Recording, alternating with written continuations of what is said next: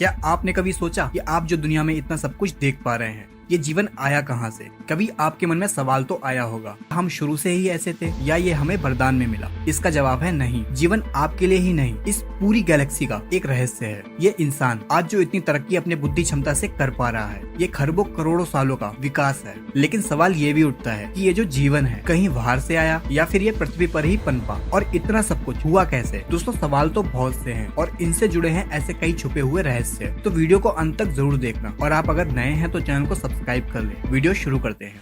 Life इस दुनिया की ऐसी उपलब्धि है जो दुनिया के हर एक कोने में है। पृथ्वी पर हर एक जगह फल और फूल रही है। आज इन सभी प्राणियों में से हम यानी मनुष्य बहुत बुद्धिमान है। ये इससे पता चलता है कि जब इस समय कोई भी प्राणी जो अभी भोजन के लिए संघर्ष कर रहा होगा, वहीं हम इंसान आज मंगल पर रहने का सपना देख रहे हैं। वैज्ञानिकों का मानना है कि पृथ्वी पर जीवन की शुरुआत होना महज एक घटना थी जो कि 4 अरब साल पहले घटी थी। हमने इतने सालों में इतना विकास कैसे किया, चलिए आपको समझाते हैं। इंसान जो आज इतने आविष्कार कर रहा है, आज हमारे पास सब कुछ है। हम आसान भाषा में कहें तो इस पृथ्वी पर इंसान आज सबसे ताकतवर जीव है दोस्तों। लेकिन हमारे जीवन का विकास काफी रोमांच और कठिनाइयों से भरा रहा है। आज इस वीडियो में हम आपको वक्त में पीछे लेके जाएंगे, जब ये दुनिया महज एक आग का गोला था, और कैसे जीवन की शुरुआत से लेकर हम अब तक इतने बुद्धिमान जीव बन पाए। तो आपके सवालों का जवाब खोजने चलते हैं वक्त में पीछे। अभी से करीब 4 अरब साल पहले पृथ्वी बस आग का एक गोला था। हर जगह बस गर्म लावा था। चारों तरफ गैस और मिट्टी के बादलों ने पृथ्वी को चारों ओर से ढक रखा था। इसे ऐसे देखकर ऐसा लग तो नहीं रहा था कि यहाँ कभी आगे जाकर इतने विकसित जीव होंगे। वैज्ञानिकों के द्वारा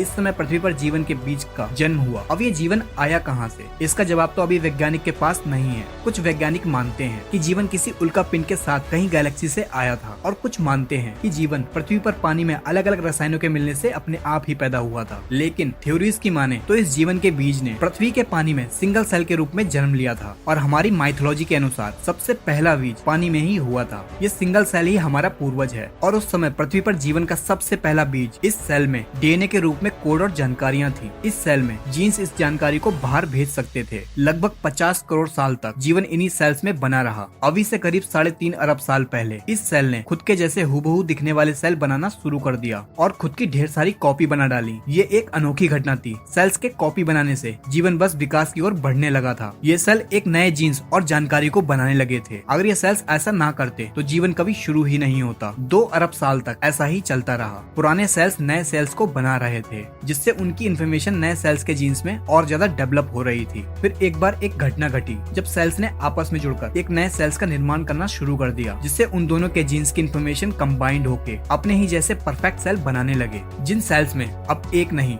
2 तरह के जीन्स की इन्फॉर्मेशन थी। इसके बाद ऐसा ही होता रहा। इन सेल्स में म्यूटेशंस होने लगे, जिससे मल्टी सेलुलर ऑर्गन्स पनपने लगा। जीवन धीरे धीरे डेवलप होता गया। जीन्स इन्फॉर्मेशन ट्रांसफर से ये और भी ज्यादा विकसित होते गए, जिस वजह से पानी में नए प्रकार के जंतु बन गए, जिनमें से एक प्रजाति के जीव हमारे पूर्वज थे। पानी में बस 3 इंच लंबे वाटर वॉर्म्स, जो कि अभी पूरी तरह से अंधे हैं और इन्हें प्रकाश को देखने की जरूरत अभी तक नहीं लगी, जिस वजह से प्रकृति ने इन्हें देखने के लिए आंखें नहीं दी। लेकिन अब समय आ चुका था अपने आप को खतरे से बचाने के लिए इन्हें आंखों को विकसित करना है। ऐसा करने में इन्हें 2 करोड़ साल का समय लगा, जिससे ऐसे सेल्स बन पाए जिससे ये प्रकाश को देख पाए। अब ये पहली बार ये रंगीन दुनिया को देख पा रहे थे, क्योंकि अब हमारे पूर्वजों की आंखें बन चुकी थी। अब इन्हें जरूरत थी ये जो भी देख रहे हैं इस इंफॉर्मेशन को स्टोर करने के लिए एक दिमाग, जो इनके ठीक आंखों के पीछे एक छोटा सा दिमाग विकसित होता गया। अब हमारे पूर्वज एवोल्यूशन के जरिए वर्म न रहकर एक मछली के आकार में आ गए। हमारा दिमाग अब छोटे छोटे डिसीजन और इन्फॉर्मेशन को प्रोसेस करने लगा। लेकिन जैसा हमने बताया, सेल्स के म्यूटेशन की वजह से कई तरह की प्रजातियां विकसित हो गई थी, जिनमें से कुछ खतरनाक भी थी। ऐसे ही खतरनाक प्रजातियां अब शिकार करने लगी थी। अब हमें जिंदा रहने के लिए इन खतरनाक जीवों से बचना होगा। हमने विकसित होकर अपनी चमड़ी को बहुत कठोर कर लिया, जिससे हम सरवाइव कर सकें। लेकिन शिकारी भी विकसित हो रहे थे। उनसे बचने के लिए हमने उथले पानी में रहना शुरू कर दिया। लेकिन उथले पानी में ऑक्सीजन की मात्रा कम थी। हमने अपने आप को बचाने के लिए अभी से करीब 375 मिलियन साल पहले हमने कुछ ऐसा किया जो कि किसी भी जीव ने नहीं किया था। हमने ऑक्सीजन की कमी के चलते अपना मुंह पानी से बाहर निकाला। अब जो हवा ले रहे थे, हमारे शरीर में एक नए ऑर्गन यानी फेफड़ों का विकास हुआ। अब हम पानी और जमीन दोनों पर ही रहने लगे थे। अब हम हवा और पानी दोनों में ही सांस ले सकते थे। अभी से 365 मिलियन साल पहले हमने जमीन पर एक नई दुनिया देखी। ये वो अनोखा समय था जब हमने पानी को छोड़कर जमीन को चुना था। यहाँ हमारे लिए खाना भी था और पर्याप्त ऑक्सीजन भी। लेकिन यहाँ पर सूर्य की रोशनी बहुत तेज थी, जिस वजह से हमारी चमड़ी और मोटी होती गई। अब हमने जमीन पर जीना जीना सीख लिया था। हमारे पूर्वज अपने वंश को आगे चलाने के लिए अंडे देते थे, जिससे नई पीढ़ी जन्म लेती थी और इस नई दुनिया की इंफॉर्मेशन को स्टोर करने के लिए दिमाग और ज्यादा विकसित हो रहा था। लेकिन इस जमीन पर हम अकेले नहीं थे, यहाँ भी बहुत से जीव मौजूद थे जिनसे हमें अपने भोजन के लिए लड़ाई करनी पड़ी। इस लड़ाई को जीतने के लिए हमारे शरीर में जेनेटिक म्यूटेशंस के चलते बदलाव हुए, जिससे हमारा मुंह और बॉडी काफी ताकतवर हो गई और हम उनका भी शिकार करने लगे। लेकिन सब कुछ एक जैसा नहीं चलता, प्रकृति को कुछ और ही मंजूर था। 250 मिलियन साल पहले साइबेरिया में पिघला हुआ लावा पृथ्वी की गर्भ से बाहर निकलने लगा। इस मैग्मा की वजह से हानिकारक कार्बन डाइऑक्साइड ने सूरज की हीट को पृथ्वी के एटमॉस्फेयर में बांधना शुरू कर दिया, जिस वजह से गर्मी बहुत ज्यादा बढ़ गई। पृथ्वी के ऐसे माहौल में पेड़ पौधे खत्म होने लगे, जिससे बहुत सी प्रजातियां खत्म होने लगी और देखते ही देखते पृथ्वी की 95% प्रजाति खत्म हो गई। बची हुई 5% प्रजाति में हमारे पूर्वज भी थे और कुछ प्रजातियां भी, जो कि आगे चल के डायनासोर्स बनने वाले थे। धीरे धीरे पृथ्वी पर सब कुछ ठीक हुआ। अब हम एक बिल्ली की तरह दिखते थे। अब हम अपने शरीर को घसीट कर नहीं चलते, बल्कि अपने पैरों से ही आगे बढ़ते हैं। हमने प्रकृति की बहुत सी मार खाई है, तब जाकर हम इतने विकसित हो पाए। लेकिन हम अकेले नहीं हैं, कोई और भी है जिसका विकास ऐसे हुआ है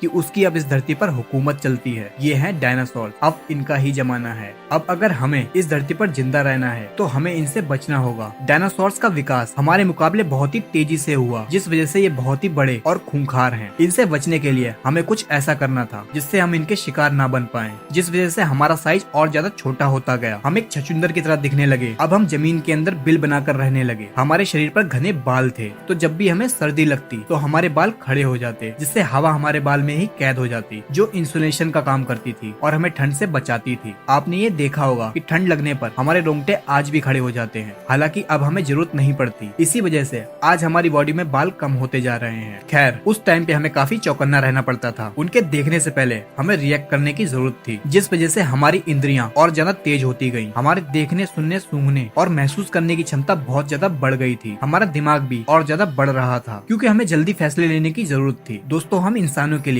अगर बीते समय में कुछ भी अच्छा हुआ है तो वो है डायनासोर्स। उन्हीं की वजह से आज हमारे पास एक तेज दिमाग और पावरफुल सेंसेस हैं। इससे पहले हमारे पूर्वज अंडे दिया करते थे, लेकिन समय के चलते इन्होंने एक जिंदा बच्चे को जन्म देना शुरू कर दिया। अब बच्चों का विकास शरीर के बाहर नहीं बल्कि शरीर के अंदर कोक में होने लगा, और इन बच्चों को भोजन देने के लिए हमारे फीड ग्लैंड विकसित होकर मेमोरी ग्लैंड में बदल गयी, जिससे हम इस काबिल हो गए कि हम अपने बच्चों को दूध पिलाकर उन्हें पाल सकें, जिस वजह से हम सरवाइव कर पाए। ये सिंगल सेल से इंसान बनने के सफर में हमारे लिए बहुत बड़ी उपलब्धि थी। इस छोटे से जीव से लगभग 4000 प्रजातियां विकसित हुई, एक छोटे से चूहे से लेकर एक बड़ी वेल तक और हम इंसानों तक। यहाँ से मैमल्स का जमाना शुरू हुआ, लेकिन अभी भी पृथ्वी पर डायनासोर्स का ही राज था। फिर एक घटना हुई। अभी से 65 मिलियन साल पहले पृथ्वी पर एक माउंट एवरेस्ट के साइज की चट्टान गैलेक्सी से आई और मैक्सिको की खाड़ी में जा टकराई। उस एस्टेरॉइड्स के टकराने से पृथ्वी पर एक महाविनाश हुआ। धूल के बादलों ने पृथ्वी को पूरी तरह से घेर लिया और जगह जगह पर ज्वालामुखी फटने लगे और बहुत ही खतरनाक भूकंप आने लगे। तापमान बढ़ने की वजह से डायनासोर जल के राख हो गए। ये समय इतना भयानक था कि हमारे पास एक ही चारा था, धरती में बिल बनाएं और खुद को बचाएं। सौभाग्य से हम इन सब में पहले ही माहिर थे और हमने ऐसा ही किया। पृथ्वी पर सारी बड़ी प्रजातियां खत्म हो चुकी थी, बस अब छोटे छोटे जीव ही बचे थे, जिसमें से हम एक थे। लेकिन नेचर का एक नियम है, न्यू क्रिएशन, और कोई भी न्यू क्रिएशन से पहले पुराने निर्माण को खत्म होना होता है। इस महाप्रलय ने हमें इवॉल्व होने का मौका दिया। इस प्रलय में छोटे छोटे कीड़े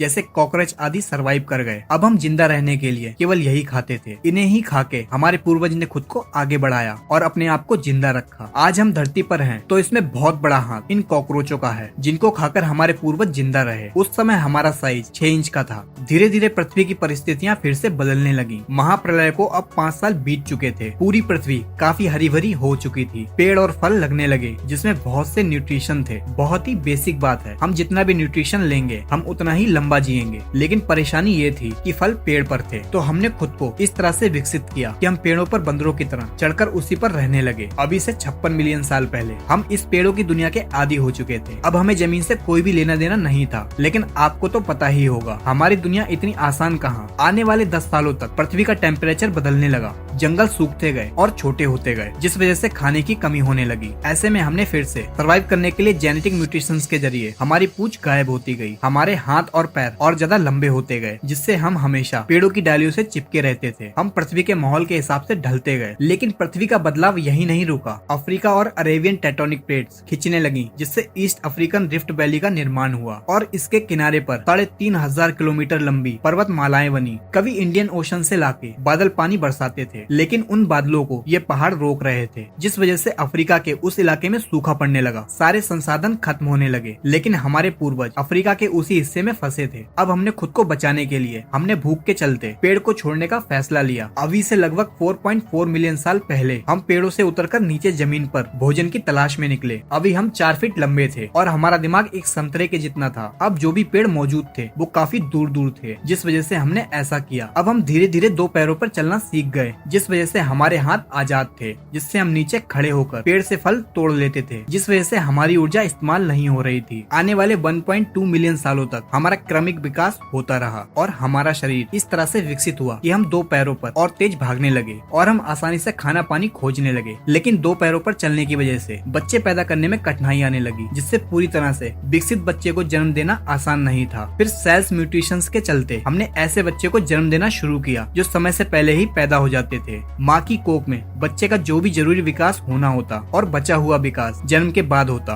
आपने देखा ही होगा, हम इंसान एक ऐसी प्रजाति हैं जिनके बच्चे जन्म लेने के बाद भी कमजोर होते हैं, जिनको अपने पैरों पे चलने में महीनों लग जाते हैं और माँ को अपने बच्चों को सालों तक दूध पिलाकर पालना पड़ता है। लेकिन आप देखेंगे तो जानवरों में ऐसा नहीं होता, उनका बच्चा जन्म लेते ही चलने लगता है। अभी से 3.2 मिलियन साल पहले हम अपने 2 पैरों पे ही चलते थे, लेकिन हमें जंगली जानवरों से बहुत ज्यादा खतरा था और हम जंगली जानवरों से तेज भी नहीं भाग सकते थे। लेकिन हम अपनी बुद्धि के दम पर उनसे बच तो सकते ही थे। हम लगातार बुद्धि का इस्तेमाल करके लगातार बचते रहे और समय के साथ हमारा दिमाग और ज्यादा बड़ा होता गया। अभी से 2.3 मिलियन साल पहले हमारा दिमाग पहले से 2 गुना हो गया था और पहले हम होमो हैबिलिस थे, जिन्हें हैंडीमैन भी कहा जाता था, क्योंकि इन्होंने ही सबसे पहले पत्थर के हथियार बनाए थे, जिनका उपयोग हम अपने शिकार करने के लिए करते थे। ऐसा हमने अपनी दिमागी क्षमता से ही किया था। ये तो बस एक शुरुआत थी, अभी तो हमारे द्वारा बहुत कुछ बनाया जाना बाकी था। समय के साथ इन पत्थर के हथियारों को इस्तेमाल करते गए, उतना ही पत्थर को पकड़ने के लिए हमारा अंगूठा विकसित होता गया, जिससे हमारी पकड़ मजबूत हो जाए। और आज भी जीवन में अंगूठे का बहुत उपयोग है। अब बिना अंगूठे के कोई भी काम नहीं कर सकते, मानो हम अधूरे ही हैं। क्रमिक विकास चलता रहा और आज से 1.8 मिलियन साल पहले हम होमो इरेक्टर बने। अब हम हंटर बन चुके थे। हम खुद ही शिकार करते थे। हम साथ मिलकर शिकार करते हैं और साथ मिलकर ही खाते हैं। फिर एक दिन आसमान में बिजली की वजह से जंगल में आग लगी, जिसमें कई जीव मारे गए, लेकिन ये आग हमें ठंड से बचा रही थी। और जो जीव आग में जल के मरे थे, हमने पहली बार पका हुआ मांस खाया, जो कि हमें बड़ा ही अच्छा लगा, जो कि पचाने में भी आसान था और चबाने में भी। हमने आग को जलाना सीखा। ये खोज हमारी दुनिया को बदलने वाली थी, क्योंकि प्रकृति की शक्ति अब हमारे पास थी। आग हमें दूसरे जानवरों से सुरक्षित रखती थी और हमें ठंड से भी बचाती थी। और सबसे खास, हम पका हुआ मांस खाने लगे, जिससे हमें ना तो पचाने में ऊर्जा लगानी पड़ती और ना ही चबाने में। ये सारी शरीर की ऊर्जा अब हमारे दिमाग को और ज्यादा बड़ा और होशियार बना रही थी। लेकिन अभी भी हम एक दूसरे से कम्युनिकेट नहीं कर पा रहे थे,